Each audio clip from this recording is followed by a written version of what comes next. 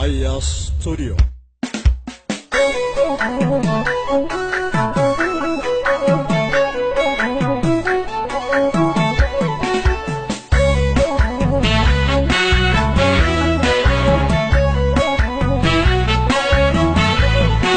Akagonu, ya lamiko akagonu, ya oromo akagonu, sababala akagonu. Akagonu, kadigalo armanonu, karadiantu armanonu, orma kunne lafangonu. Akagotu, ya oromo akagotu, ya sababu akagotu, sababala akagonu. Akagotu, karadiantu tusemotu, gadigalon tusemotu, orma kunne lafangonu. Meilala, ya shamare meilala, ya dargago meilala, ya oromo meilala. Kenya chala, shimala Kenya tu chala, kawe sharka domnalala, shimala Kenya tu chala. Domnalala, shimala Kenya tu chala, shimala Kenya tu chala, pegan kemal tu dala.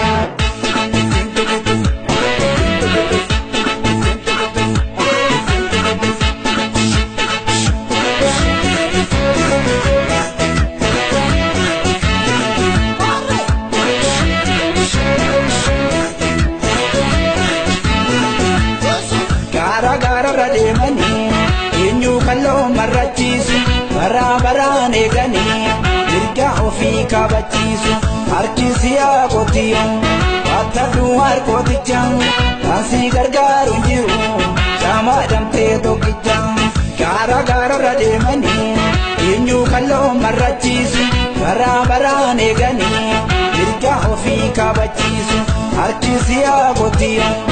Atatu harkotichang, kasi gargaru jiru, sama damte tokichang.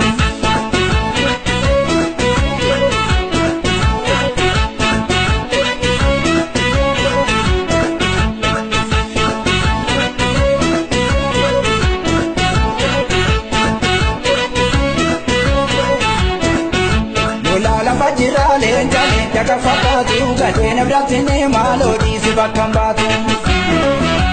Ofiinun galtuu seenaa mee maal galtii gootatti dammaqsii saba kootti roorroo maltii. Roorrisa malee goonoo fi roorrifamu shimaala watanii diinaan ideesii gamu. Aroore jamurrii shimala dhiirri qolatuuni fuulatti hin kennini keessa kee bartii hartuuni.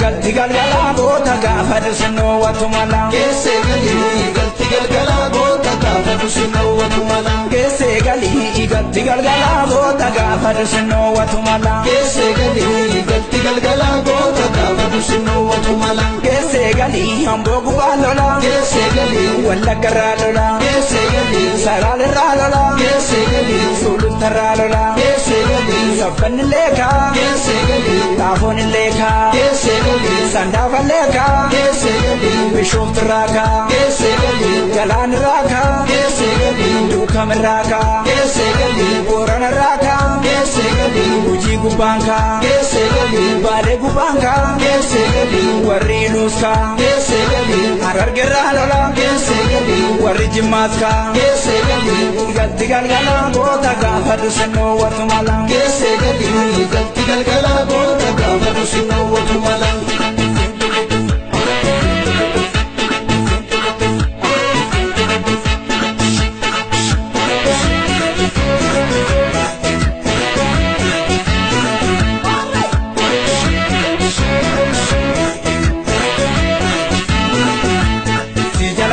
Shimalango bi yo de te balati abadu akasi kabe kichimsi kabi sigambe jenango mawamadu si jala jana shimalango bi yo de te balati abadu akkasi qabdeetti cimsii qabii si gamte jennaan goota waamadu akkasi qabdeetti cimsii qabii si gamte jennaan goota waamadu akkasi qabdeetti cimsii qabii si gamte jennaan qeerroo waamadu akkasi qabdeetti cimsii qabii si gamte jennaan saba kee waamadu akkasi qabdeetti cimsii qabii si gamte jennaan qeerroo waamadu.